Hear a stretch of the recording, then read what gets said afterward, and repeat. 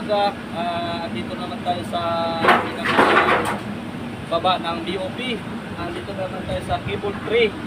Ito ang cable tray. Lalagyan naman natin yung sticker. Still naman ang gagawin natin. Mayroong dalawang klase ang cable tray. Mayroong cable tray ladder at perpo. Ilagay sa dalawa at apat lima. Ito yung nagawa natin. Didikit na yan ang finished product. Sa dulo yan, gagawin natin ito. Yan, pinakamahaba na yan. Ito, hindi naman masyadong mga madami dito kasi medyo madumi din ang kamay nito dahil sa pintura. Pangalawa, hindi masyadong dumikit dahil naamugina ng dagat.